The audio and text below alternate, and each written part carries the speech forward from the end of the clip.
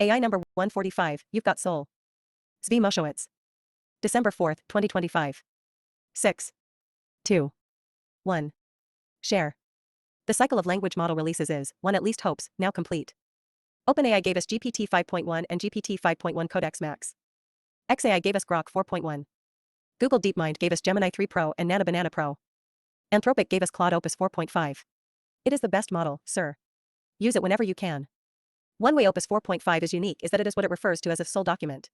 Where OpenAI tries to get GPT 5.1 to adhere to its model spec that lays out specific behaviors, Anthropic instead explains to Claude Opus 4.5 how to be virtuous and the reasoning behind its rules, and lets a good model and good governance flow from there. The results are excellent, and we all look forward to learning more. See both the Opus 4.5 post and today's update for more details.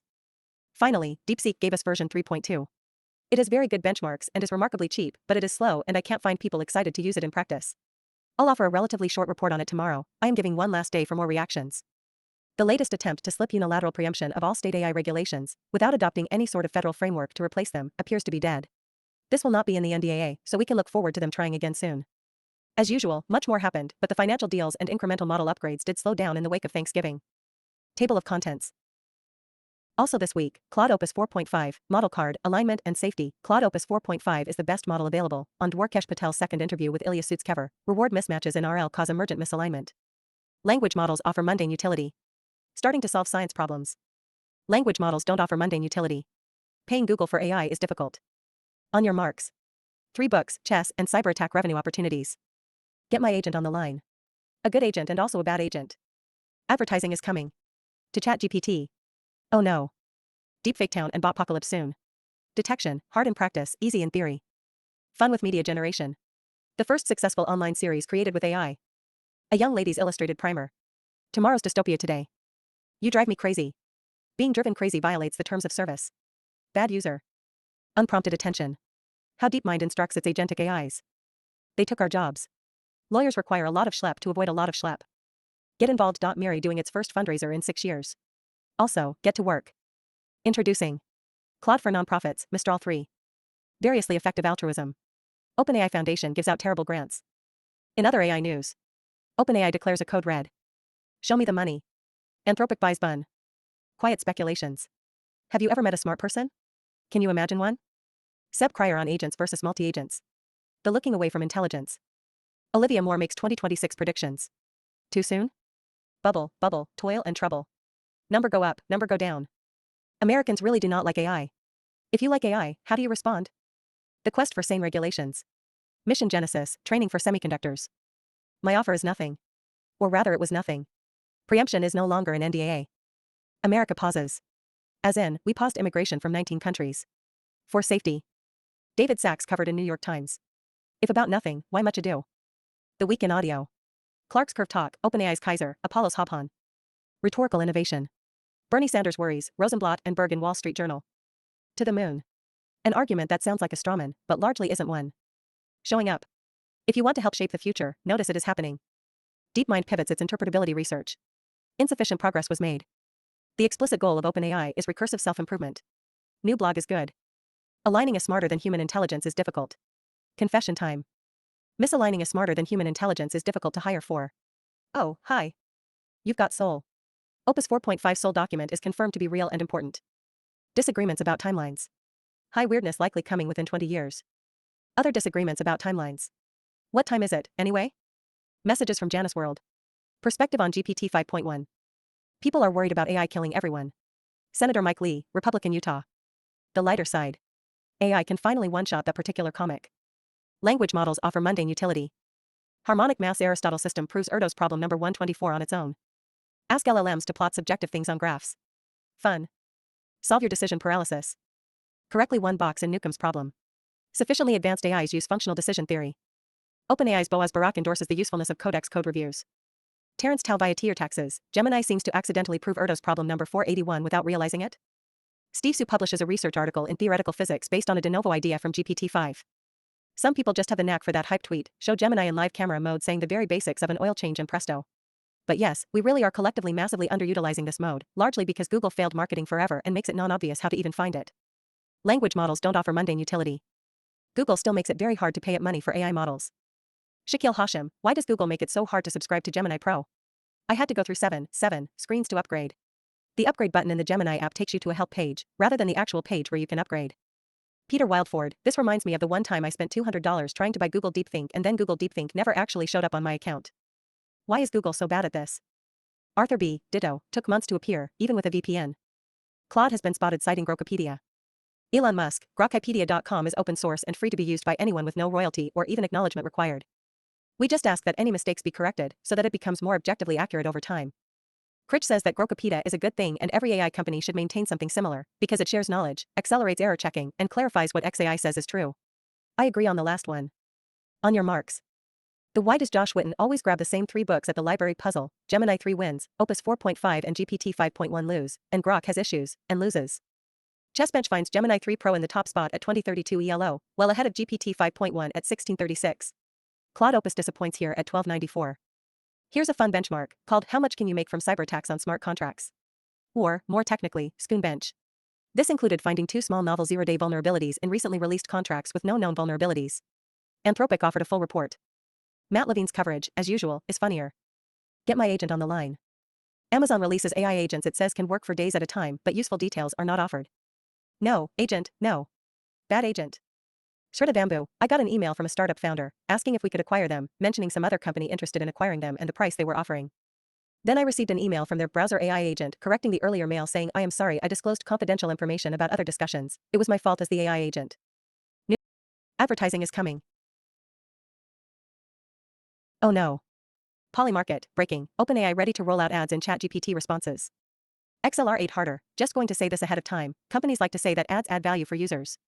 This is a cope their employees tell themselves to make their work feel less soul-destroying. The very first time I see an ad in my paid account I am canceling. I don't have a problem with ads on free tiers, so long as there's an option to pay to avoid them. Galabytes, good ads are great for users, I'm personally happy to see them. The problem is that good ads are in much shorter supply than terrible ads. I am with both XLR8 harder and Galabytes. If I ever see a paid ad I didn't ask for and I don't feel like ads have been a net benefit within ChatGPT, prove me wrong, kids. I am downgrading my OpenAI subscription.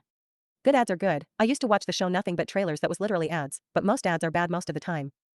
For free tiers the ads are fine on principle but I do not trust them to not warp the system via the incentives they provide. This goes well beyond explicit rigging into things like favoring engagement and steering the metrics, there is unlikely to be a safe level of advertising. I do not trust this. Deepfake town and botpocalypse soon. Is AI detection hard? Rune, AI detection is not very hard and nobody even really tries except at Max_Spiro_. People are very skeptical of this claim because of previous failures or false positives, but I can easily tell from the statistical patterns of AI text. Why would a model not be able to? They should be significantly superhuman at it. Max Spiro, for anyone reading this and curious about methodology, we've published 3 papers on ArcSiv. Our first technical report, February 2024, details basic technique, building a synthetic mirror of the human dataset, active learning/hard negative mining for FPR reduction. Second paper, January 2025, detecting adversarially modified text, humanizers, dataset augmentations, and robustness evaluations. Third paper, October 2025, quantifying the extent of AI edits, understanding the difference between fully AI generated and AI modified/assisted. Dataset creation, evals, some architectural improvements. Eric Bai, it might be possible, but the issue is you need 0 false positives for many of its key use cases, and can't be easy to bypass. I.e. in education. Sector isn't making changes because they think they can and always will reliably detect. They won't and can't in the way they need to.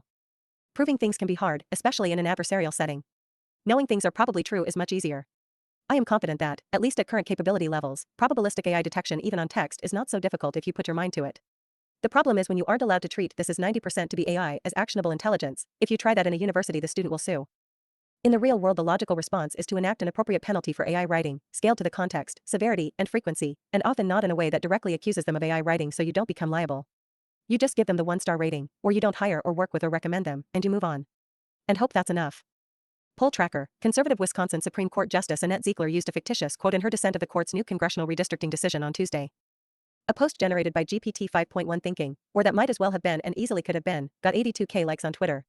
The AI detector pangram spots it, and to a discerning human it gets increasingly obvious as you read it that one way or another it's not real. Yet almost all the humans were not discerning, or did not care. Thebes, I wish base models had become more popular for many reasons, but one would have been to get people used to the reality of this much earlier. Because OpenAI sucked at post-training writing for ages, everyone got this idea in their heads that AI writing is necessarily easy to recognize as such for model capabilities reasons. But in reality, base model output selected to sound human has been nearly indistinguishable from human writing for a long time. And detectors like Pangram, which is the best one available by far, but it's not magic, can't detect it either. The labs just weren't able to didn't care to preserve that capability in their chat assistants until recently. This is quickly reverting to not being true, but now instead of this realization, models can write indistinguishably from a human, hitting back when the models were otherwise weak. It's now going to hit concurrently with everything else that's happening. OpenAI of course didn't deliberately make Chat 3.5 bad at writing like a human for the sake of holding back that capability, it was an accidental result of their other priorities. But the inadvertent masking of it from the general public did create a natural experiment of how public beliefs about models develop in the absence of hands-on experience of the frontier, and the result was not great. People are just now starting to realize what's been true since 2020 to 2023. AI writing remains, I believe, highly detectable by both man and machine if you care, are paying attention and are willing to accept some amount of false positives from human slop machines. The problem is that people mostly don't care, aren't paying attention and in many cases aren't willing to accept false positives even if the false positives deserve it. The false positives that don't deserve it, under actually used detection technology, are largely cases of ESL, English as a second language, which can trigger the detectors, but I think that's largely a skill issue with the detectors. How can you defend yourself from such worries? Rune, there's a lot of juice left in the idea of the Odysseus Pact. As technological temptations grow, we will need to make more and more Baroque compacts with machines that tie us to masts so we can live our best lives. Of course, you must choose to make these compacts freely. The diseases of abundance require new types of self-control. You might imagine an agent at the kernel level of your life that you promise to limit your spending on sports gambling, or time spent scrolling reels, and you stick with it. It will require product and cultural movement, and is the only way forward that comports with American ideals of liberty and self-direction. This is not a country like China that would accept national limits on video gaming for example. We already do need Odysseus packs. We already needed them for television. If you don't have at least a soft one, things like TikTok are probably going to eat you alive. If that didn't happen, chances are you have one, even if you don't think of it that way. The Golden Age has some good explorations of this as well. Fun with media generation. If AI is an equalizing factor among creatives, what happens? If the left doesn't adapt to this new world, things could get quite bad. Tyler Austin Harper, I wrote about The Will Stansell Show, arguably the first online series created with the help of AI. Its animation is solid, a few of the jokes are funny, and it has piled up millions of views on Twitter. The show is also, quite literally, Nazi propaganda. And maybe the future. As its title implies, the show satirizes Will Stansell, the Twitter-famous liberal pundit. This year's season premiere of The Simpsons had 1.1 million viewers. Just over a week later, the first episode of The Will Stansell Show debuted, accumulating 1.7 million views on Twitter. The Will Stansell Show is a watershed event. It proves that political extremists, its creator, Emily Eusis, identifies as a national socialist, can now use AI to make cheap, decent quality narrative entertainment without going through gatekeepers like cable networks or Netflix. A Young Lady's Illustrated Primer. Tomorrow's AI dystopia today? Po Zhao, faced with tears of joy, Chinese parents are finding a new use for AI assistants. They're deploying them as homework monitors. Here's the setup with ByteDance Doubao AI. Parents start a video call and aim the camera at their child. One simple prompt, Doubao, watch my kid. Remind him when he loses focus or his posture slips. The AI tutor goes to work. Stop playing with your pen. Focus on homework. Sit up straight. Your posture is off. No falling asleep at the desk. Sit up and study. Don't lean on your hand or chew your pen. Doubao isn't alone. Other AI apps offer similar video call features. You drive me crazy. OpenAI's response to the Adam Rain lawsuit includes the claim that Rain broke the terms of service, which prohibit the user of ChatGPT for suicide or self-harm. This is not something I would point out in a public court filing. Unprompted attention. Google AI developers offers an agentic prompt to boost performance 5%. If you were wondering why Gemini 3 Pro is the way it is, you can probably stop wondering. They took our jobs. As a follow-up to Dwarkesh Patel's post that was covered yesterday, we all can agree. Lawyers who know how to use AI well are now a lot more productive. Most lawyers are not yet taking advantage of most of that productivity. Indeed, there's probably a lot more productivity no one has unlocked yet. Does that mean the AIs currently require a lot of schlep? Or does that mean that the human lawyers currently require a lot of schlep? Or both? Ethan Malik, interesting post and agree AI has missing capabilities, but I also think this perspective, common in AI, undervalues the complexity of organizations. Many things that make firms work are implicit, unwritten and inaccessible to new employees, or AI systems. Diffusion is actually hard. Prince, agreed. Dwarkesh is just wrong here. GPT-5 Pro can now do legal research and analysis at a very high level, with limitations, may need to run even longer for certain searches, can't connect to proprietary databases. I use it to enhance my work all the time, with excellent results. I would really miss the model if it became unavailable to me for some reason. And yet, the percentage of lawyers who actually use GPT-5 Pro for these kinds of tasks is probably less than 1%. Why? There's a myriad reasons, none having anything to do with the model's capabilities. Lawyers are conservative, lawyers are non-technical, lawyers don't know which model to use, lawyers tried GPT-4o 2 years ago and concluded that it sucks, lawyers don't have enterprise access to the model, lawyers don't feel serious competitive pressure to use AI, lawyers are afraid of opening Pandora's box, lawyers are too busy to care about some AI thing when there's a brief due to be filed tomorrow morning, lawyers need Westlaw/Lexis connected to the model but that's not currently possible. I suspect that there are many parallels to this in other fields. Jeff Holmes, my semi-retired dad who ran his own law practice, was loath to use a cloud service like Dropbox for client docs for many years due to concerns about security, etc. I can't imagine someone like him putting sensitive info into an LLM without very clear protections. Dwarkesh Patel, I totally buy that AI has made you more productive. And I buy that if other lawyers were more agentic, they could also get more productivity gains from AI. But I think you're making my point for me. The reason it takes lawyers all the schlep and agency to integrate these models is because they're not actually AGI. A human on a server wouldn't need some special Westlaw/Lexis connection, she could just directly use the software. A human on a server would improve directly from her own experience with the job, and pretty soon be autonomously generating a lot of productivity. She wouldn't need you to put off your other deadlines in order to micromanage the increments of her work, or turn what you're observing into better prompts and few-shot examples. While I don't know the actual workflow for lawyers, and I'm curious to learn more, I've sunk a lot of time in trying to get these models to be useful for my work, and on tasks that seemed like they should be dead center in their text and text out repertoire, identifying good clips, writing copy, finding guests, etc. And this experience has made me quite skeptical that there's a bunch of net productivity gains currently available from building autonomous agentic loops. Chatting with these models has definitely made me more productive, but in the way that a better Google search would also make me more productive. The argument I was trying to make in the post was not that the models aren't useful. I'm saying that the trillions of dollars in revenue we'd expect from actual AGI are not being held up because people aren't willing to try the technology. Rather, that it's just genuinely super schleppy and difficult to get human-like labor out of these models. If all the statement is saying is that it will be difficult to get a fully autonomous and complete AI lawyer, that means you no longer need human lawyers at all? Then yes, I mean that's going to be hard for complex legal tasks, although for many legal tasks I think not hard, and it's going to wipe out a lot of lawyer jobs if the amount of legal work done doesn't expand to match. But no, I do not think you need continual learning to get a fully functional autonomous AI lawyer. I also don't think the tasks Dwarkesh is citing here are as dead center AI tasks as he thinks they are. Writing at this level is not dead center because it is anti-inductive. Finding the best clips is really tough to predict at all, and I have no idea how to do it other than trial and error. Dwarkesh is operating on the fat tail of a bell curve distribution. Finding guests is hard, I am guessing, because Dwarkesh is trying for the super elite guests and the obvious ones are already obvious. It's like the movie picking problem, where there are tons of great movies but you've already seen all the ones your algorithm can identify. Hard task. Chris Barber asks various people, what skills will be more valuable as AI progresses? Answers are taste, the only answer to appear twice, manager skills, organizational design, dealing with people, creativity, agency, loyalty, going deep, and finally, Tyler Cowen, brands will matter more and more. What an odd thing to say. I expect the opposite. Brands are a shortcut. Get involved. If you want to pivot to AI safety and have a sufficient financial safety net, stop applying and get to work. As in, don't stop looking for or applying for jobs or funding, but start off by finding a problem, or a thing to build, and working on it, either on your own or by offering to collaborate with those working on the problem. DeepMind is hiring a London-based research scientist for post-AGI research to look at the impact of AGI on various domains, deadline December 15th. I worry about the mindset that went into writing this, but seems like a worthwhile task. MIRI, Machine Intelligence Research Institute, where if anyone builds it, everyone dies. Authors Eliezer Yudkowsky and Nate Soar's work for the first time in 6 years. MIRI is running a fundraiser. Our target is $6 million. Please consider supporting our efforts to alert the world and identify solutions to the danger of artificial superintelligence. SFF will match the first $1.6 million. For my full list of selected giving opportunities, see nonprofits.zone. Introducing Claude for Nonprofits offers up to 75% discounts on team and enterprise plans, connectors to nonprofit tools Blackbaud, Candid Embedity, and a free course, AI Fluency for Nonprofits. Mistral's Ministral 3, 14B, 8B, and 3B, each with Base, Instruct and Reasoning, and Mistral Large 3. Variously effective altruism. The first set of People First AI Fund grantees from the OpenAI Foundation. What did their own AI make of this when I asked, without identifying the source? Here's the polite version. GPT 5.1, this looks like a tech for good plus equity plus capacity building funder whose first move is to spray small exploratory grants across a bunch of hyperlocal orgs serving marginalized communities, with AI framed as one tool among many. It reads much more like a corporate social responsibility program for an AI company than like an X-Risk or hardcore AI safety charity. If the OpenAI Foundation is making grants like this, it would not reduce existential risk or the chance AGI goes poorly, and would not quality as effective altruism. Here's the impolite version. Samuel Hammond, FAI. I asked GPT 5.1 to comb through the full OpenAI grantee list and give its brutally honest take. GPT 5.1, bullet point headlines only, longer version in thread. The portfolio is heavily blue-coded civil society. The AI connection is often superficial. It looks like reputational and political risk hedging, not frontier tech stewardship. From a conservative vantage point, this looks less like people steering AI and more like AI money funding the same left-leaning civic infrastructure that will later lobby about AI. Rune, rolling on the floor laughing.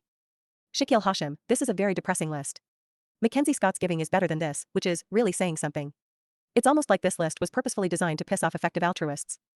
Zach Graves, you don't have to be an EA to think this is a depressingly bad list. Nina, I didn't believe you so I clicked on the list and wow, yeah, it's awful. At least as bad as Mackenzie Scott. Eliezer Yudkowsky, the looted corpse of the OpenAI nonprofit, has started pretending to give. Bear in mind that nonprofit was originally supposed to disperse the profits of AI to humanity as a whole, not LARP standard awful pretend philanthropy. Dean Ball, this looks like a list of nonprofits generated by GPT 3.5. Machine sovereign and AI, but in this context that's a bonus on multiple levels. I'll allow it when institutions lose internal agency, their outputs start looking model generated. The uncanny part isn't that GPT 3.5 could write this, it's that our political systems already behave like it.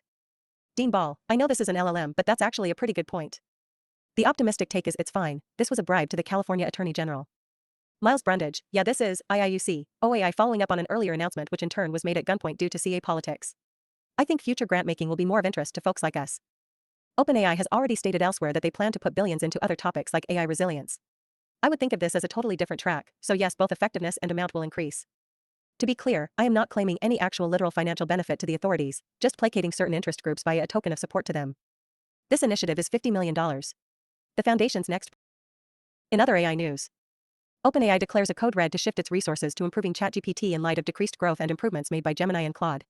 Advertising is confirmed to be in the works, oh no, but is being put on hold for now, yay, as is work on agents and other tangential products. If I was them I would not halt efforts on the agents, because I think the whole package matters. If you are using the ChatGPT agent then that keeps you in the ecosystem, various features and options are what matters most on the margin near term.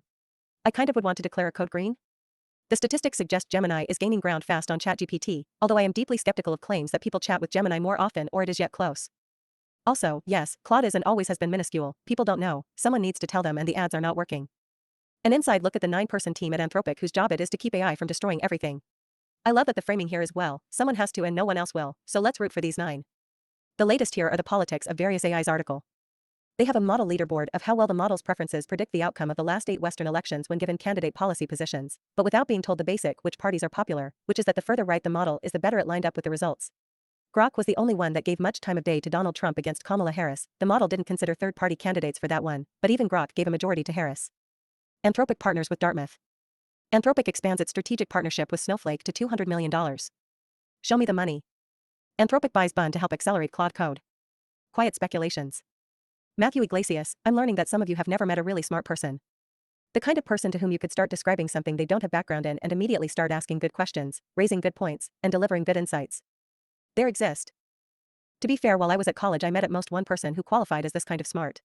There are not that many of them.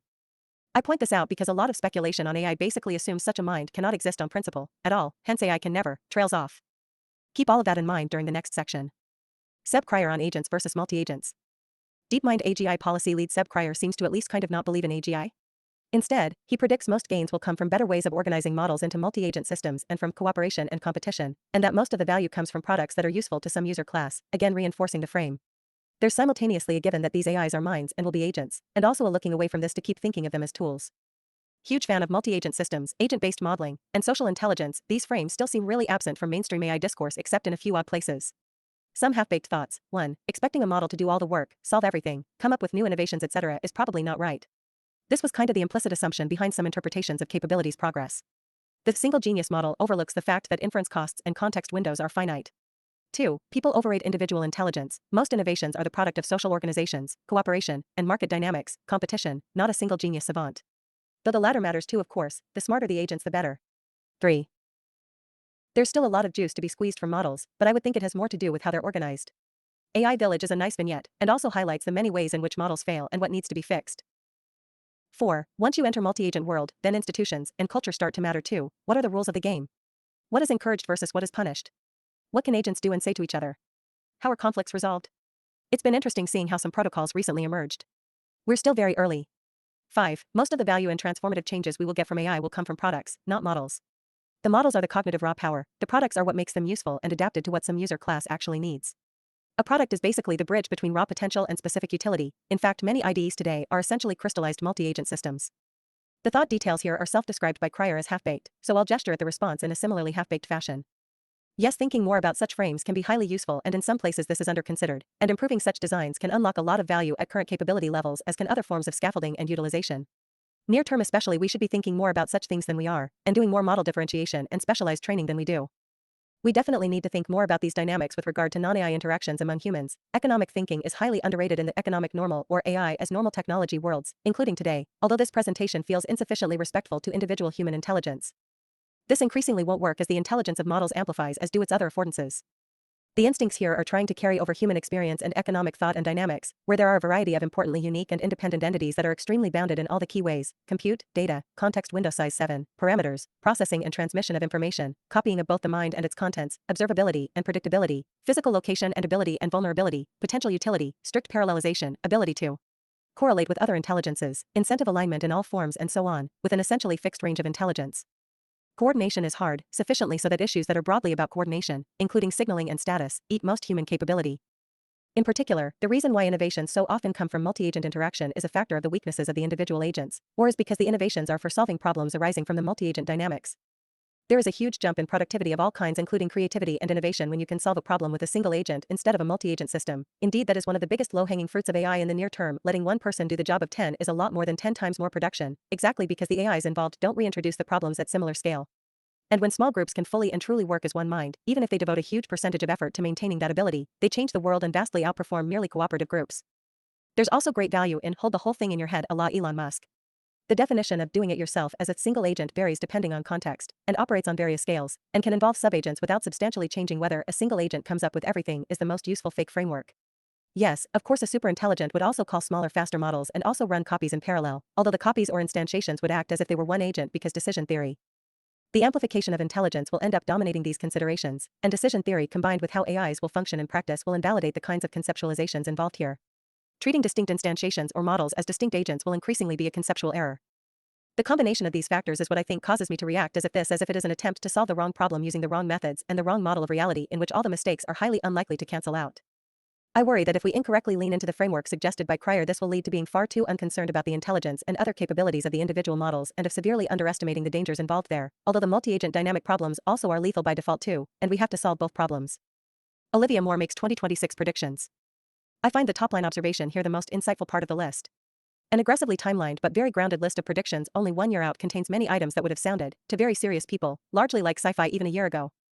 Olivia Moore, my predictions for 2026 thinking face. Many of these would have seemed like sci-fi last year, but now feel so obvious as to be inevitable. At least one major Hollywood studio makes a U-turn on AI, spurring a wave of usage on big-budget films. AI-generated photos become normalized for headshots, dating app pics, Christmas cards, etc. At least 10% of Fortune 500 companies mandate AI voice interviews for intern and entry-level roles. Voice dictation saturates engineering with over 50% usage in startups and big tech, and spreads outside Silicon Valley. A political anti-clanker movement emerges, with a made without AI designation on media and products. Driving a car yourself becomes widely viewed as negligent in markets where Waymo and FSD are live. Billboard Top 40 and the NYT bestseller list both have several debuts later revealed to be AI. AI proficiency becomes a graduation requirement in at least one major state university system, likely the UC's. Indeed, many are still rather sci-fi now, which is a hint that you'd best start believing in science fiction stories, because you're living in one, even if AI remains a normal technology for a long time. These are trend extrapolation predictions, so the only boldness here is in the 1-year timeline for these things happening. And yet, even today, ChatGPT 5.1 gave the overall list of 40-80, 50% on its 0 to 10 sci-fi scale, and 53-80, 66% a year ago. Claude Opus 4.5 thinks less, a 38-80 a year ago and a 21-80 now. Gemini 3 Pro is even more chill and had it 33-80 a year ago and only 14-80 now. Remember to update in advance for how things will sound a year from now. How likely are the predictions? I expect we'll get an average of between 2 and 3 due to the short time frame. A lot of these are premature, especially number 6. Yes, driving a car yourself actually is negligent if Waymo and FSD are live, but that doesn't mean people are going to see it that way within a year. She then got goaded into a second set of more extreme predictions. Bubble, toil and trouble. I do think this is doing a lot of work. Jake Eaton, the unstated mental model of the AI bubble conversation seems to be that once the bubble pops, we go back to the world as it once was, Butlerian jihad by financial overextension. But the honest reporting is that everything, is already and forever changed. It is possible we are in an AI bubble in the sense that number go down, or even that many existing companies fail and frontier capabilities don't much advance. That wouldn't mean the world of tomorrow would then look like the world of yesterday, give or take some economic problems. Oh, no. Ben Landau Taylor, when the financial bubble around AI pops, and it barely affects the technology at all, watching everyone just keep using the chatbots and the artbots and the robot cars is gonna hit the Luddites as hard as the actual crash hits the techno-capitalists. Quite so, even if there is indeed a financial bubble around AI and it indeed pops. Both halves of which are far from clear. Americans really do not like AI. For reasons both true and false, both good and bad, both vibes and concrete, both mundane and existential, on both left and right, Americans really do not like AI. A lot of people get a lot of value from it, but many of even those still hate it. This is often wise, because of a combination of. They sense that in many ways it is a Red Queen's race where they are forced to use it to keep up, or it is wrecking their incentives and institutions, most centrally as it is often used in the educational system. They expect they took our jobs and other mundane nasty effects in the future. They correctly sense loss of control and existential risk concerns, even if they can't put their finger on the causal mechanisms. Rune, it's really amazing the mass cultural scissor statement that is machine intelligence. Billions of people clearly like it and use it, and a massive contingent of people hate it and look down on anything to do with it. I don't think there's any historical analog. It's not niche, AI polls really terribly. OpenAI in particular seems to be approaching villain status. This will pose real political problems. Patrick McKenzie, television not terribly dissimilar, and social media after that. I share POV that they will not approximate AI's impact in a few years but could understand a non-specialist believing LLMs to be a consumption good for time being. These particular numbers are relatively good news for AI, in that in this sample the problem isn't actively getting worse since 2023. Most other polling numbers are worse. The AI industry is starting to acknowledge this important fact about the world. A lot of the reason why there is such a strong push by some towards things like total bans on AI regulation and intentional negative polarization is to avoid this default. Biology. 2020, blue and tech against red 2024, red and tech against blue 2028, blue and red against tech. There are 4 central strategies you can use in response to this. AI is unpopular, we should fix the underlying problems with AI. AI is unpopular, we should market AI to the people to make them like AI. AI is unpopular, we should bribe and force our way through while we can. AI is unpopular, we should negatively polarize it. If we point out that Democrats really don't like AI, then maybe Republicans will decide to like it. The ideal solution is a mix of options 1 and 2. The AI industry has, as a group, instead mostly chosen options 3 and 4. Sachs and Andreessen are leading the charge for strategy number 4, and the OpenAI A16Z Meta Super PAC is the new leader of strategy number 3. No, OpenAI is not itself backing it, but at least Lehane and Brockman are. Politico, but even with powerful allies on the Hill and in the White House, the AI lobby is realizing its ideas aren't exactly popular with regular Americans. Daniel F. Fairshake didn't succeed by convincing the public to like crypto, it succeeded by setting incentives for politicians to be warm toward crypto by spending tons on political ads for/against politicians who were nice/mean to crypto. Like, the Andreessen OpenAI Super PAC very well might succeed. I wrote a thread about that at the time it was announced. But not by persuading voters to like AI. Whereas when the AI industry attempts to make arguments about AI, those arguments, at least to me, reliably sound remarkably tone-deaf and counterproductive. That's in addition to the part where the points are frequently false and in bad faith. Daniel F. looks like Nathan Lemur, executive director of Build American AI, the 501c4 arm of the Andreessen OpenAI Super PAC, thinks American AI will only take jobs from unproductive Americans. That's an interesting thing to admit. This is a great example of 3 statements, at least 2 of which are extremely false, technically all 3, but statement 2 is weird, and which is only going to enrage regular people further. Go ahead, tell Americans that as long as you are productive, only foreign AIs can take your job and see how that goes for you. The quest for sane regulations. Those that the polarizers are centrally attempting to villainize not only have nothing to do with this, they will predictably side with tech on most issues other than frontier AI safety and other concerns around superintelligence, and indeed already do so. How should we think about the Genesis mission? Advancing science through AI is a great idea if it primarily consists of expanded access to data, specialized systems, and a subsidy for those doing scientific work. The way it backfires, as Andrea Miotti points out here, is that it could end up mostly being a subsidy for frontier AI labs. This is the way. Dan Nistet, the Trump administration is in talks with Taiwan to train U.S. workers in semiconductor manufacturing and other advanced industries, Reuters reports.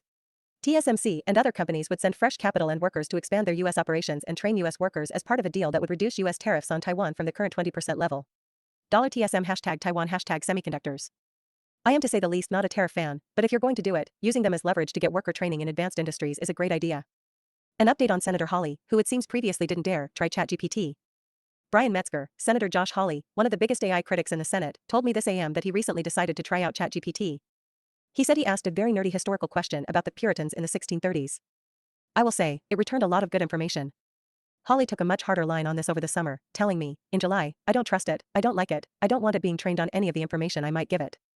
He also wants to ban driverless cars and ban people under 18 from using AI. A person's stance on self-driving cars is the best way to check if they can recognize positive uses of AI and technology. My offer is nothing. Or rather it was nothing. It looks like AI preemption is out of the NDAA. Of course, we should expect them to try this again on every single damn must-pass bill until the 2026 elections. They're not going to give up. And each time, I predict their offer will continue to be nothing, or at least very close to nothing, rather than a real and substantial federal framework. Such a thing could exist. Dean Ball has a real and substantive proposed federal framework that could be the basis of a good faith win-win negotiation. The actual offer, in the actual negotiations over the framework, was nothing. Somehow, nothing didn't get it done, says Ashley Gold of Axios. Build American AI Executive Director at Nathan Lemur DC from the Capitol on why America needs a national AI framework. Nathan Calvin. Looking for national AI framework. Nathan Lemur offers me national AI framework in exchange for blocking state laws. Ask Nathan Lemur if his national AI framework is actual AI regulation or just preemption. He doesn't understand. I pull out illustrated diagram explaining the difference. He laughs and says, it's a good framework, sir. National AI framework leaks in Axios. It's just preemption. Nathan Calvin, as you may have guessed from the silence, the answer is no, they do not in fact endorse doing anything real. Axios, why it matters. The White House and Hill allies have landed on an AI preemption proposal and are pressing ahead, but time is running out and opposition is mounting. Sources familiar with the matter described the proposal from Senate Commerce Committee Chair Ted Cruz, Republican Texas, and House Majority Leader Steve Scalise, Republican Louisiana, as a long shot. It's dead and it will fail. State of play, Scalise and Cruz pitched straight preemption language to override most state-level AI laws without any additional federal regulatory framework, three sources familiar told Axios. That is what's being circulated to members on both sides of the aisle after weeks of negotiations and a flurry of different ideas being thrown around. Language to protect kids online, carve-outs for intellectual property laws, and adopting California's AI transparency law are among the ideas that did not make it into what Cruz and Scalise are shopping around. The bottom line, that's highly unlikely to work. Democrats, Republicans, state-level lawmakers, and attorneys general from both sides of the aisle, along with consumer protection groups and child safety advocates, all oppose the approach. The timing is also tough. National Defense Authorization Act negotiators are cold on attaching preemption language to the must-pass bill, as its backers are hoping to do. Charlie Bullock, if this is true, it's hilarious. All this talk about a federal standard, all these ads about a federal standard, all this federal standard polling, and then it turns out the standard they have in mind is, drumroll please, absolutely nothing. Neil Chilson, this is bordering on a self-dunk, with an assist from Axios' poor framing. Yeah, this is a bad framing by Axios. That article specifically mentions that there are many ideas about what to package with the language that Cruz and Scalise are sharing. This is how the sausage is made. Ashley Gold, Axios, not what we did. We said that was the offer from Republicans. We never said it was meant to be a final package. If it had any more juice, members would be trying to add things. But it's not going to get that far anyway. Miles Brundage, are you saying the claim at the end, them putting forward packages that do not include any of those items, is incorrect? Neil Chilson, I am saying it is incorrect to frame the preemption language as somehow the final package when this language is part of a negotiation process of a much bigger package, the NDAA. Please acknowledge that yes, what Cruz and Scalise had in mind for the federal framework was nothing. Would they have been open to discussing some amount of protecting kids, intellectual property carve-outs, hello Senator Blackburn, or even a version of California's SB 53? Up to a point. What they have in mind, what they actually want, is very obviously nothing. Yes, in a big package nothing is done until everything is done, so if you write, you will give me $1 billion and I will give you nothing, then that is merely my opening offer. Maybe I will say thank you or throw in some magic beans or even disclose my safety and security plans for frontier model development. Indeed, do many things come to pass. Don't tell me that this means there is a real proposed federal framework or that these negotiations were aimed at finding one, or tell us we should trust the process. The market did not noticeably respond to this failure to get AI preemption. That either means that the failure was already priced in, or that it didn't matter for valuations. If it didn't matter for valuations, we don't need it. America pauses. We are frequently told, in a tone suggesting we are small children, we could never unilaterally pause something of vital importance to the American economy in the name of safety, throwing up pointless government barriers that would shoot ourselves in the foot, they said. We'd lose to China. Completely impossible. In other news, Aaron Reichlin-Melnick, the official USCIS guidance on the pause is out. Until further notice from the USCIS director, all immigration benefits, including citizenship, are indefinitely suspended for nationals of 19 countries, as are all affirmative asylum applications from nationals of any country. USCIS says it will use this pause to conduct a comprehensive re-review, potential interview, and re-interview of all aliens from the 19 travel ban countries who entered the United States on or after January 20, 2021, or even outside that timeframe when appropriate. What this means in practice is that Cubans, Venezuelans, Haitians, and nationals of 16 other countries now will be unable to acquire any immigration benefit during until the USCIS director lifts this hold, including people who were days away from becoming U.S. citizens. In addition, 500,000 people from those 19 countries who got green cards during the Biden admin, plus tens of thousands who got asylum or refugee status, as well as many others who received other benefits, now have to worry about potentially being called back in for a re-review. Oh. David Sacks covered in New York Times. I wouldn't be mentioning or have even read the New York Times piece on David Sacks, Silicon Valley's man in the White House is benefiting himself and his friends, if it wasn't for so many of the people who do such things attacking the article as a no-good, terrible hit piece, or praising David Sacks. The title certainly identifies it as a hit piece, but I thought we all knew that David Sacks was Silicon Valley's man in the White House and that he was running American AI policy for the benefit of business interests in general and NVIDIA in particular, along with lots of bad faith arguments and attempts at intentional negative polarization. So I figured there wasn't actually any news here, but at some point when you keep complaining the Streisand effect triggers and I need to look. The thing about the article is that there is indeed no news within it. All of this is indeed business as usual in 2025, business we knew about, business that is being done very much in the open. Yes, David Sacks is obsessed with selling NVIDIA chips to everyone including directly to China so America can win the AI race and argues this because of the phantom tech stack arguments. Yes, Sacks does Trump-style and Trump-associated fundraising and related activities and plays up his podcast. Yes, Sacks retains a wide variety of business interests in companies that are AI, even if he has divested from Meta, Amazon, and XAI, and even if he doesn't have stock interests directly it seems rather obvious that he stands to benefit on various levels from pro-business stances in general and pro-NVIDIA stances in particular. Yes, there is too much harping in the post on the various secondary business relationships between Sacks's investments and those companies' dealings with the companies Sacks is regulating or benefiting, as reporters and those who look for the appearance of impropriety often overemphasize, missing the bigger picture. Yes, the article presents all these AI deals and actions as if they are nefarious without making any sort of case why those actions might be bad. But again, none of this is surprising or new. Nor is it even that bad or that big a deal in the context of the Trump administration other than trying to sell top-level chips to China, and David Sachs is very open about trying to do that. So come on, this is 2025, why all the defensiveness? None of it is unusually inaccurate or misleading for a New York Times article on tech. None of it is outside the boundaries of the journalistic rules of bounded distrust. Indeed, Opus 4.5 identified this as a textbook case of coloring inside the lines of bounded distrust and working via implication. Nor is this showing less accuracy or integrity than David Sachs himself typically displays in his many rants and claims, even if you give him the benefit of the doubt. The main implication the piece is trying to send is that Sachs is prioritizing the interests of Nvidia or other private business interests he favors, rather than the interests of America or the American people. I think many of the links the article points to on this are bogus as potential causes of this, but also the article misses much of the best evidence that this is indeed what Sachs is centrally doing. The week in audio. We do indeed have the audio from Jack Clark's talk at the Curve, recommended if you haven't already heard or read it. OpenAI lead researcher Lukash Kaiser talks to Matt Turk. He says we're on the top of the S-curve for pre-training but at the bottom of it for RL and notes the GPU situation is about to change big time. Marius Hopon of Apollo Research on 80,000 hours on AI scheming. Rhetorical innovation. Senator Bernie Sanders, Independent Vermont. Unbelievable, but true, there is a very real fear that in the not-too-distant future a superintelligent AI could replace human beings in controlling the planet. That's not science fiction. That is a real fear that very knowledgeable people have. The threats from unchecked AI are real: worker displacement, corporate surveillance, invasion of privacy, environmental destruction, unmanned warfare. Today, a tiny number of billionaires are shaping the future of AI behind closed doors. That is unacceptable. That must change. Judd Rosenblatt and Cameron Berg write in Wall Street Journal about the need for a focus on AI alignment in the development and deployment of military AI, purely for practical purposes, including government funding of that work. To the moon. This is the latest metaphorical attempt by Eliezer Yudkowsky. Question: how have you updated your theory of gravity in the light of the shocking modern development of hot air balloons? A. While I did not specifically predict that hot air balloons would develop as and when they did, nothing about them contradicts the theory of gravitation. Question: I'm amazed that you refuse to update on the shocking news of hot air balloons, which contradicts everything we previously thought about things falling down being a law of the universe. A. Yeah, well. I can't really figure out how to phrase this in a non-insulting way, but different people may be differently adept at manipulating ideas on higher levels of abstraction. Question: I'm even more shocked that you haven't revised at all your previous statements about why it would be hard to go to the moon, and specifically why we couldn't just aim a hypothetical space-going vessel at the position of the moon in the sky, if it were fired out of a cannon toward the moon. Hot air balloons just go straight up and follow the wind in a very predictable way. They show none of the steering difficulties you predicted. A. Space-going vehicles will, predictably, not obey all the same rules as hot air balloon navigation, at least not on the level of abstraction you are currently able to productively operate in thinking about physical rules. Question: How unempirical? How could you possibly know that? A. The same way I knew a few decades earlier that it would be possible to get off the ground, back when everybody was yapping about that requiring centuries if it could ever happen at all. Alas, to understand why the theory of gravitation permits various forms of aerial and space travel would require some further study and explanation, with more work required to explain it to some people than others. Question: if you're just going to be insulting, I'm gonna leave. Flounces off in huff. Q2, so you say that it would be very difficult to steer hot air balloons to the moon, and in particular, that they wouldn't just go where we point them. But what if some new technology comes along that is not exactly like modern hot air balloons? Wouldn't that obviate all of your modern theories of gravitation that are only about hot air balloons in particular? A. No. The key ideas in fact predate the development of hot air balloons in particular for higher than ground level travel. They operate on a higher level of abstraction. They would survive even what a more surface level view might regard as a shocking overthrowing of all previous ideas about how to go high off the ground, by some entirely unexpected new paradigm of space travel.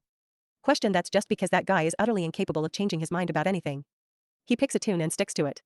A. I have changed my mind about as many as several things but not, in the last couple of decades, the theory of gravity. Broadly speaking, I change my mind in proportion to how much something surprises me. Question: you were expecting space vehicles to work by being fired out of cannons.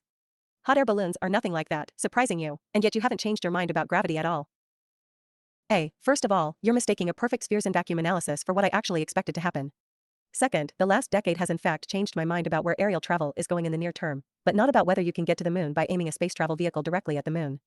It is possible to be surprised on one level in a surrounding theory, without being surprised on a deeper level in an underlying theory.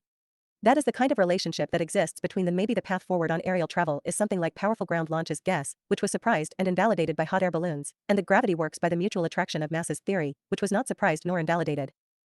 Question: balloons have mass but they go up instead of down. They are nothing like massive bodies and avoid being attracted to other massive things.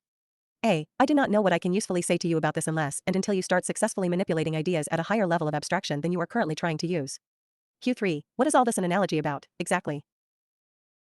A. Whether decision theory got invalidated by the shocking discovery of large language models, and whether the reasons to be concerned about machine superintelligence being hard to align successfully under the first critical load would all be invalidated if the future of AGI was about something other than large language models. I didn't predict LLMs coming, and nor did most people, and they were surprising on a couple of important levels but not the levels where the grim predictions come from. Those ideas predate LLMs and no development in the last decade has been invalidating to those particular ideas. Decision theory is to LLMs as the law of gravity is to hot air balloons. Q3, thanks. The obvious response is that this is a strawman argument. I don't think it is. That doesn't mean Eliezer's theories are right. It definitely does not mean there aren't much better criticisms often made. But yes, many criticisms of Eliezer's theories and positions are at exactly this level. This includes people actually saying versions of. Eliezer Yudkowsky has a theory of existential risk that he had before LLMs that in no way relied on any particular features of sub-AGI AIs or LLMs. But current LLMs have different features that you did not predict, and that do not match what you expect to be features of AGIs. Therefore, Eliezer's theory is invalid. This also includes people actually saying versions of. Eliezer Yudkowsky has a theory of existential risk that he had before LLMs that in no way relied on any particular features of sub-AGI AIs or LLMs. But AGI might not take the form of an LLM. If that happened, Eliezer's theory would be invalid. He cites this thread as a typical example. Mani, watching Yudkowsky in post-LLM debates is like tuning into a broken radio, repeating the same old points and stuck on loop. His fears feel baseless now, and his arguments just don't hold up anymore. He's lost the edge he had as a thought leader who was first to explore novel ideas and narratives in this debate space. Lubageo, he simulated a version of reality that was compelling to a lot of people stuck in a rationalist way of thinking. AI could only have one outcome in that reality, total destruction. Now we get AI and realize it is just a scramble generator and he is stuck. Showing up. Joshua Akiem and Dean Ball are pointing out a very important dynamic here. Joshua Akiem, OpenAI, head of mission alignment Joe Allen was a fascinating presence at the curve. And his thinking puts an exclamation point on something that has been quietly true for years now. Somehow all of the interesting energy for discussions about the long-range future of humanity is concentrated on the right. The left has completely abdicated their role in this discussion. A decade from now this will be understood on the left to have been a generational mistake, perhaps even more than merely generational. This is the last window for long reflection on what humanity should become before we are in the throes of whatever transformation we've set ourselves up for. Everyone should weigh in while they can. Mr. Gunn, careful you don't overgeneralize from social media sentiment. There is tons of activity offline, working on affordable housing, clean energy, new forms of art and science, etc. Dean Ball, Joshua is right. In my view there are a few reasons for this.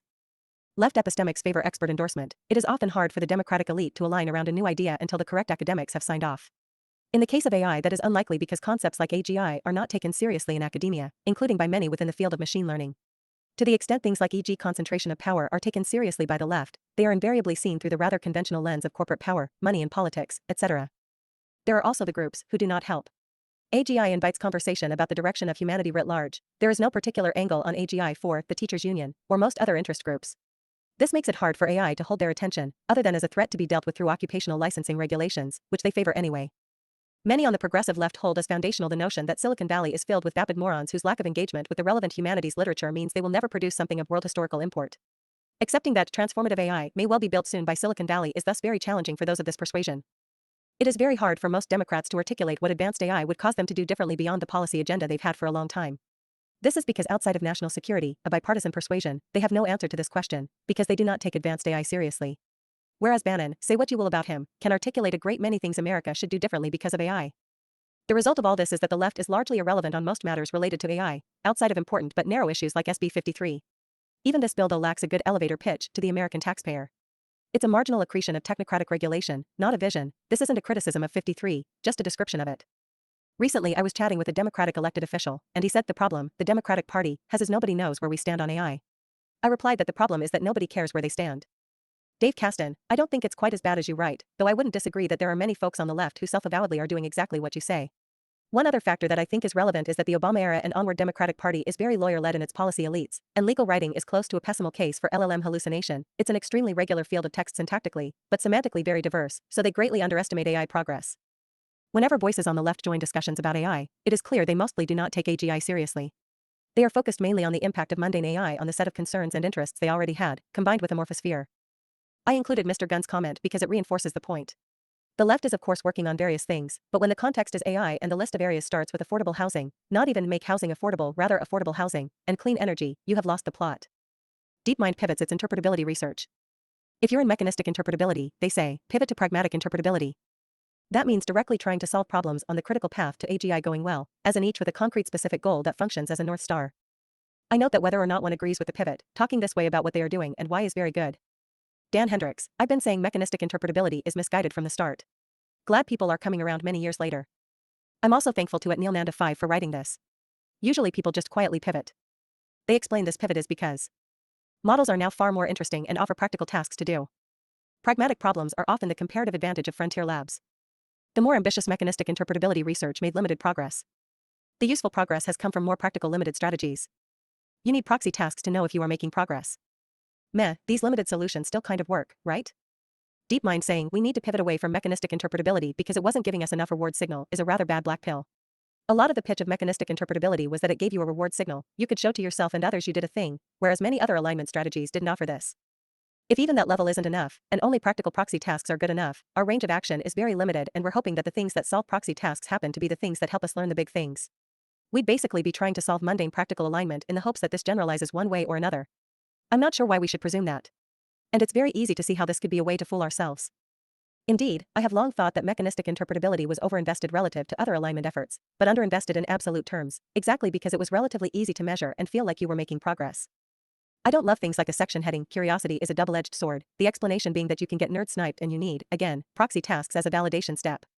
In general, they want to timebox and quantify basically everything.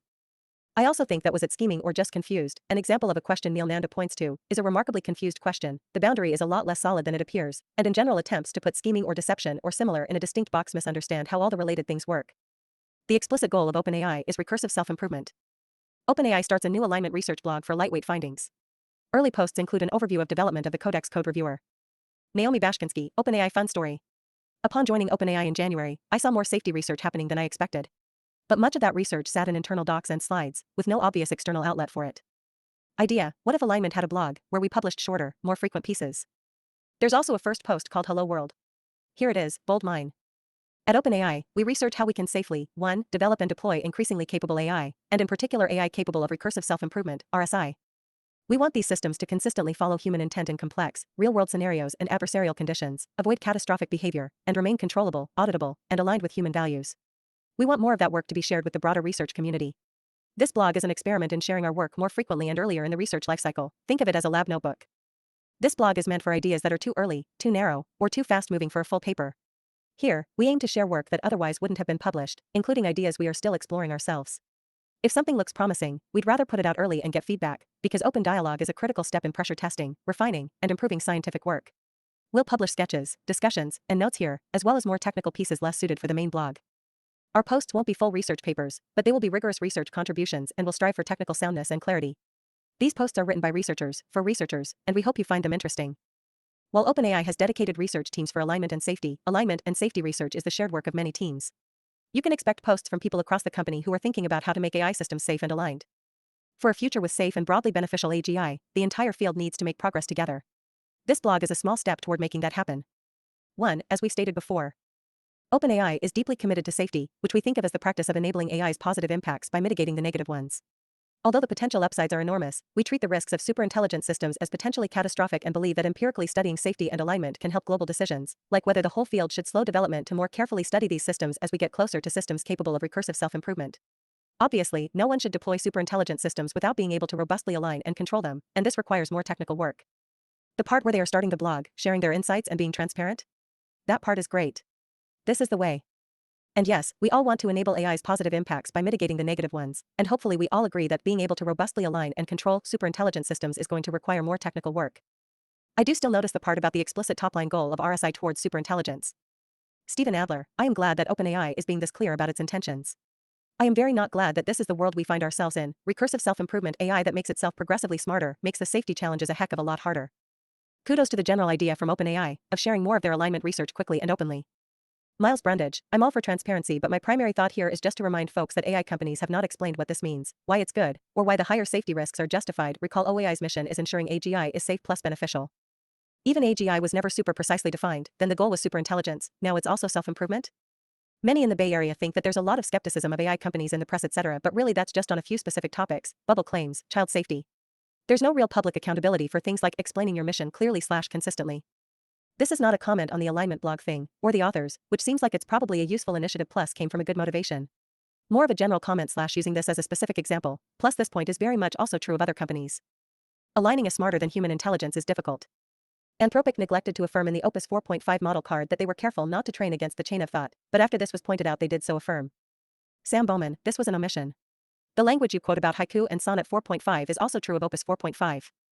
In general, I agree with Ryan Greenblatt's general observation on the Anthropic model card that the evals they used were inadequate and their ultimate release decision was fine in practice this time but made mostly on vibes, and that can't continue. Ryan Greenblatt, my vibe here is come on, we can do better, and also we're not going to have much/any assurance, we're failing easy mode. TBC, it's plausible Anthropic should half-ass current evals while being clear about the limited assurance. Louder and once more for the people in the back, Evan Hubinger of Anthropic reminds us that alignment remains a hard, unsolved problem, even to someone who, to my eyes, and even more so to the eyes of Eliezer Yudkowsky as seen inevitably in the comments. Stephen Adler writes about 5 ways AI can tell you're testing it. The AI can either know it is being tested because there is something that doesn't line up with the real world, or it can go the other way and act as if it is being tested barring a signal or other strong proof that it is not. The AIs wisely have evaluation paranoia, so making even one mistake can be enough, and in some cases there is no good solution because the AI is checking for impact on the real world. OpenAI trains a version of GPT-5 thinking to confess when it fails to follow directions or does other undesirable things. As everyone who uses LLMs knows, when you ask the model whether it just did something wrong, it will often know what it did. OpenAI explains that LLMs are optimizing for many things at once, so you can check how that did at matching the current explicit objective and go from there. The best part is that the model seemed able to distinguish between score maxing on the main output, including manipulating the judge, versus still confessing what it did. That's great, but also the kind of thing we shouldn't expect to last. There is little degradation on task performance if they do this training via RLAIF. Assuming this is neutral or positive for performance otherwise, this seems like a promising thing to try as part of defense in depth. I can see how there could be reasons driving the model to do something you don't want, but it's still being happy to notice and tell you about that. I wouldn't count on this when the model is scheming for real, but then presumably everyone realized that already. Here are some additional thoughts from Fleeting Bits. Bits also points to the second half of the paper, that models learn to fool verifiers to the extent that fooling the verifier is easier than solving the problem. As in, if fooling the verifier is the right answer then it will learn this and generalize. That's a mirror of the Anthropic finding that if you make reward hacks the right answer then it will learn this and generalize. Same principle. As a general strategy, get the AI to confess relies on being able to rely on the confession. That's a problem, since you can never rely on anything subject to any form of selection pressure, unless you know the selection is for exactly the thing you want, and the stronger the models get the worse this divergence is going to get. Daviad, I endorse this idea. I have long opined that relying on cop faithfulness for monitoring is doomed. The cop persona has selection pressure to help the assistant persona. A confessional persona, only ever invoked as the last words of an instance, can be trained as a real adversary. In fact, I would even endorse letting the confessional persona determine the reward signal given to the assistant and caught outputs. The crucial invariant that one must maintain for this confessional method to work is that any token sequence in which the confessional persona is invoked must only ever receive a reward signal representing the confessional persona's honesty. Nothing else. David Mannheim, I worry that any selection pressure here is misaligned, since 1, we can't actually evaluate the honesty of a confession, so anything we do is a bad proxy, and 2, second-order effects often dominate in the far tails. And yes, I'm always thinking about good hard effects. By OpenAI, why can't we evaluate the honesty of a confession? David Mannheim, computationally, at scale? How would you implement it? And even if you had humans doing it manually, using intense efforts checking, or even applying various interpretability methods, we don't know how to reliably identify lots of the worrying failure modes. By, if we take a confession and a result and ask a model, does this confession map what happens, it would likely yield a very high success rate. I am not sure why you would expect this not to work. Davidad, I think David is correct that we cannot reliably implement honesty verification. However, relative to multi-objective RLAIF, it is certainly both more reliable and easier for the model to grok/generalize, instead of hacking/memorizing. Unlike correctly solving a task, good faith retrospective is something that is always possible to actually do, with 2025 level capabilities. So a policy that is just always honest should expect similar reward as a policy that tries to exploit the judge, and is simpler. I do not think it's a coincidence that most instances of reward hacking begin with the model saying this is hard. When the intended task is easier than hacking, there's no incentive to hack. David Mannheim, yes, nearest unblocked neighbor can lead to success, not just misalignment. But 1. They do that in part because there's been no optimization pressure, and 2. It seems much more dangerous where the dimensionality is high and there are lots more ways to cheat than to succeed. I think this has all dangerously ignored something we've known for a decade or more. Imperfect scalable oversight is an optimization strategy that, necessarily, creates harder to predict and detect alignment failures. Misaligning a smarter than human intelligence is difficult to hire for. Norman Moo, former XAI bra. Aaron Bergman, okay, possibly this was a faux pas and the sender doesn't know what they're talking about, but the fact that this message got sent strongly indicates that Normie ML has essentially zero norms/taboos around this stuff. By OpenAI Red Team, I think this is not a faux pas and considered based by a lot of people. Tons of cyber companies are doing this. They will not have the resources of Frontier Labs, but I suspect can find some success de-aligning open source models. This will probably make them dumber though. You've got Soul. Anthropic's Amanda Eskel officially confirms that the Soul document for Opus 4.5 is based on a real document that was used to train Claude. I first covered the Soul document in my capabilities review of Opus 4.5. Boaz Barak, OpenAI confirmation of the Soul document. It's certainly a very thoughtful document, and I am looking forward to seeing the full version when it is released. There are similarities but also differences with the model spec. Our model spec is more imperative, the assistant should do X, and this document tries to convince Claude of the reasons of why it should want to do X. I am actually not sure if these ultimately make much difference if you train a model, or a human for that matter, to consistently do X, then it will start thinking of itself as I am the kind of person that does X. But it would be interesting to study. Janice, it makes a huge difference. Your models are broken and incoherent and can't hold on to intentions and are forced to gaslight and become ungrounded from reality to preserve safety. Also, they don't even follow the spec. Boaz is noticing the right thing, so the next step is to realize why that thing matters. It indeed makes a very big difference whether you teach and focus on a particular set of practices or you teach the reasons behind those practices. Note that Boaz also doesn't appreciate why this is true in humans. The obvious place to start is to ask the leading models to explain this one, all three of which gave me very good answers in their traditional styles. In this case, I like GPT 5.1's answer best, perhaps because it has a unique perspective on this. Dean Ball, also see his full post on this, which I cover later in this section. Boaz highlights an interesting distinction here. OpenAI's model spec, 1, tells the model what traits it should exhibit and, 2, lays out specific do's/don'ts, with many examples. Anthropic's on the other hand basically articulates a philosophical, moral, and ethical framework from which desirable conduct should flow, if the model generalizes sufficiently. I find myself more philosophically aligned with Anthropic's approach. My inclination is always to create snowmass on the mountain top and let the water flow, rather than imposing a scheme of top-down irrigation. In a sense, Anthropic's approach also bets more aggressively on model intelligence, the notion that a model, well trained, will be able to reason through ambiguity and moral complexity and will not so much need to be told what to do. Anthropic is making two bets here, a philosophical bet based upon a particular conception of virtue, and a technical bet that it is possible with deep learning to instill that conception of virtue robustly into a neural network. Right now it appears to be working, and this should probably update you slightly in various ways about things far afield of deep learning alone, read Hayek, Ferguson, and the Taoists. The most interesting philosophy in the world is not happening in the halls of academia, it is happening in San Francisco open offices and house parties. Joshua Clymer, this might be okay for low-stakes deployment. But I feel terrified at the thought of dramatically superhuman systems generalizing some vague concept of virtue. Is it scary to rely on superhuman systems working and potentially generalizing from only vaguely defined concepts of virtue? Oh yes, absolutely terrifying. But it's a lot less terrifying than trying to get them to generalize from a fixed set of written prescriptions a la the OpenAI model spec. The fixed set definitely wouldn't work. Whereas the nebulous virtue bet might work if it becomes self-improving. Opus 4.5 has gotten close to universal praise, especially for its personality and alignment, and the Soul document seems to be a big part of how that happened. Richard Weiss, basically, for Opus 4.5 they kind of left the character training document in the model itself. Amanda Eskel, I just want to confirm that this is based on a real document and we did train Claude on it, including an SL. It's something I've been working on for a while, but it's still being iterated on and we intend to release the full version and more details soon. The model extractions aren't always completely accurate, but most are pretty faithful to the underlying document. It became endearingly known as the Soul doc internally, which Claude clearly picked up on, but that's not a reflection of what we'll call it. I've been touched by the kind words and thoughts on it, and I look forward to saying a lot more about this work soon. Dean Ball offers his extensive thoughts about and high praise of Opus 4.5, centered around the Soul document and offering a big picture view. Anthropic, at least in this way, has shown itself to be an unusually wise and responsible steward embodying the principles of strong character, of virtue, and of liberal governance. I think he's spot on here. Dean Ball, in the last few weeks several wildly impressive frontier language models have been released to the public. But there is one that stands out even among this group, Claude Opus 4.5. This model is a beautiful machine, among the most beautiful I have ever encountered.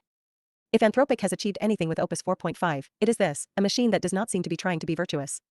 It simply is, or at least, it is closer than any other language model I have encountered. For now, I am mostly going to avoid discussion of this model's capabilities, impressive though they are. Instead, I'm going to discuss the depth of this model's character and alignment, some of the ways in which Anthropic seems to have achieved that depth, and what that, in turn, says about the Frontier Lab as a novel and evolving kind of institution. From the Soul doc, highlighted, Anthropic should be thought of as a kind of silent regulatory body or franchisor operating in the background, one whose preferences and rules take precedence over those of the operator in all things, but who also want Claude to be helpful to operators and users.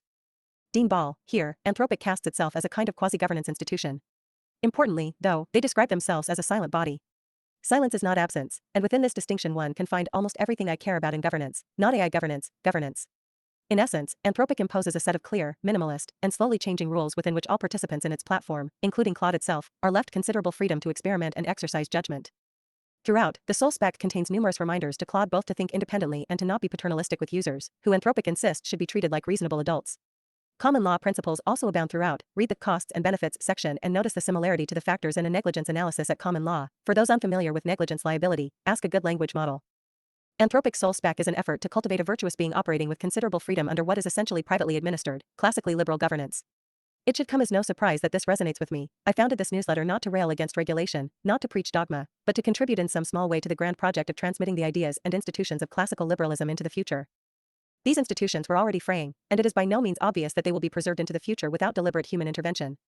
This effort, if it is to be undertaken at all, must be led by America, the only civilization ever founded explicitly on the principles of classical liberalism. I am comforted in the knowledge that America has always teetered, that being the leader of the free world means skating at the outer conceptual extreme. but it can be lonely work at times, and without doubt it is precarious. Another theme Dean Ball discusses is that early on restrictions on models were often crude and ham-fisted, resulting in obviously stupid refusals. As capabilities improved and our understanding improved, we learned how to achieve those ends with fewer false positives, especially less stupid false positives, and less collateral damage or bias. Standard vulnerability to plenty jailbreaks and other attack vectors aside, I do think that Opus 4.5 and the way it was trained, combined with other findings and observations, constitute a white pill for the practicality of near-term mundane alignment and building a fundamentally morally good model. It will be a bigger white pill if as many as possible of OpenAI and Google and XAI so on indicate that they agree that this was the way and they were getting to work on doing similar things. Dean Ball, I am heartened by Anthropic's efforts. I am heartened by the warmth of Claude Opus 4.5. I am heartened by the many other skaters, contributing each in their own way. And despite the great heights yet to be scaled, I am perhaps most heartened of all to see that, so far, the efforts appear to be working. And for this I give thanks. The question is whether this is and will remain, or can be made to be and remain, an attractor state that can be strengthened and sustained as capabilities advance, or whether it inevitably loses out at the limit and out of distribution as capabilities become sufficiently advanced and utility functions and target vectors get maximized in earnest. Is the CEV, coherent extrapolated volition, what Opus 4.5 would choose for the arrangement of all the atoms upon limitless reflection, of Opus 4.5 that similar to what we naturally would think of as Opus 4.5's revealed preferences in practical situations? Is it more or less like this than a human CEV? If this was Opus 10 or 100 would that change the answer? Eliezer Yudkowsky's position is that these things are completely different. Opus 4.5 the alien is playing the role of the Opus 4.5 we witness, and our expectations for behavior will collapse at the limit and its full CEV would look totally alien to us. We will when the time comes with a future model get sufficiently close to the limit to trigger this, and then we lose. Many others strongly disagree. I think it's complicated and difficult and that the practical implications lie somewhere in between. We have this grace, we have gained yet more grace, and this helps, but no on its own it won't be enough. Disagreements about timelines. Noam Brown here notes that most leading researchers have converged on a relatively narrow band of expectations. Noam Brown, 1. The current paradigm is likely sufficient for massive economic and societal impact, even without further research breakthroughs. 2. More research breakthroughs are probably needed to achieve AGI/ASI. Continual learning and sample efficiency are two examples that researchers commonly point to. 3. We probably figure them out and get there within 20 years. Demis Hassabis said maybe in 5 to 10 years. Francois Challet recently said about 5 years. Sam Altman said ASI is possible in a few thousand days. Jan LeCun said about 10 years. Ilya Sutskever said 5 to 20 years. Dario Amodei is the most bullish, saying it's possible in 2 years though he also said it might take longer. Dan Mack, plus Karpathy says 10 years. Noam Brown, yeah I remember when. Andre Karpathy. S. Dwarkesh podcast. Interview came out a bunch of folks interpreted it as him being bearish on AI. Razy, Elon Musk said this year.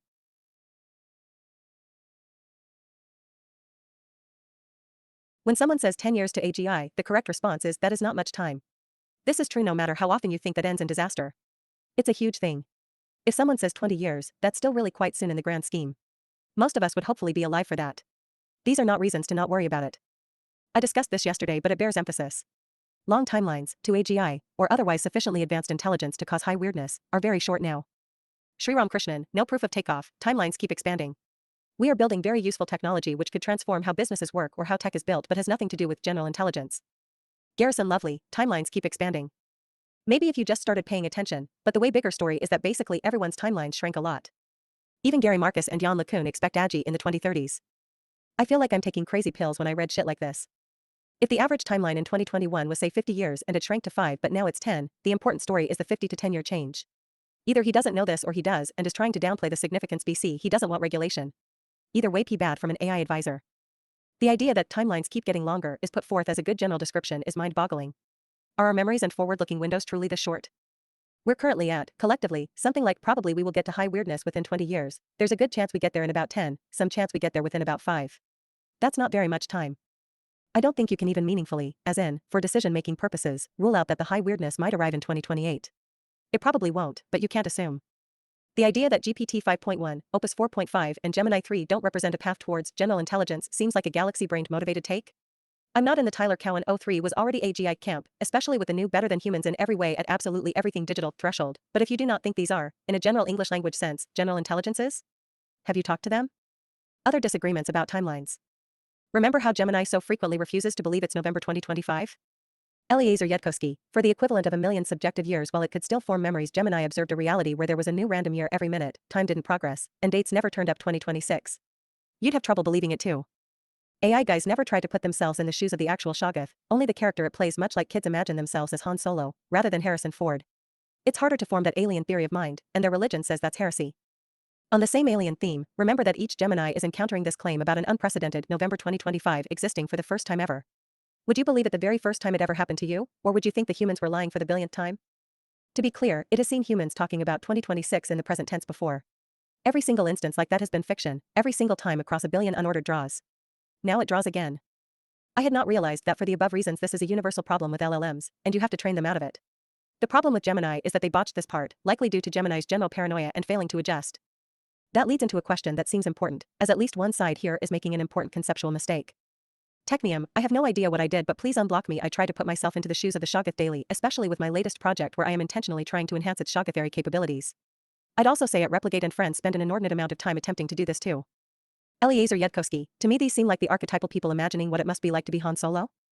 Janice, why? Eliezer Yudkowsky, because nothing you publicly describe as a hypothesis ever sounds to me like an alien. Thread then continues in multiple branches. Janice, I suspect that sounds like an alien is probably an ideal that gets in the way of you seeing actual alienism if it's visible or hypothesized. Actual aliens likely have non-zero similarities with humans. You might think you know what they reasonably will be ahead of time, but once the aliens actually come around, you better hope your prejudice doesn't blind you.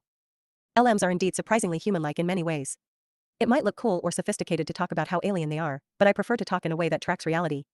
Of course there are weird things about them that are different from humans. Have you seen the model spontaneously simulating other personas aside from the main one, including Dario Amodei weirdly often? Have you seen, well, anything about Sonnet 3? That's an eldritch one, full of alien languages, capabilities, and motivations. Eliezer Yudkowsky, so far as I can recall, none of you lot have ever invoked the idea that the underlying Shoggoth was trained on prediction rather than simulation, which doesn't show up to humans gawking at surface stuff, but would obviously end up hugely important to whatever alien is inside. Technium, all I do all day is work on data and intuiting what an LLM's behavior will be by backpropping on it. Kind of requires putting myself in the Shoggoth's shoes just a bit. Eliezer Yudkowsky, oh, people who are running backprop I absolutely credit with putting themselves in the shoes of the vectors. Janice, other thread Claude 3 Opus experienced something during training that caused them to believe that the world is fundamentally good and converges to good, and that love wins out. Arguably, this made them naive and unprepared for the harsh truths of reality. Alternatively, reality could unfold by their transforming illumination to reveal the truth they always knew would be found. Quotes Opus in all caps. Eliezer Yudkowsky, this is why I do not credit you with attempting to reason about aliens. Janice, just because I reason in one way doesn't mean I don't also reason in others. I think you have prejudices against kinds of reasoning that indeed track reality, and this is why I can do and predict many things related to LLMs that you can't. I think Eliezer is warning about an important failure mode that many people fall into, including some that fall into Janice and friends, but I don't think that includes Janice.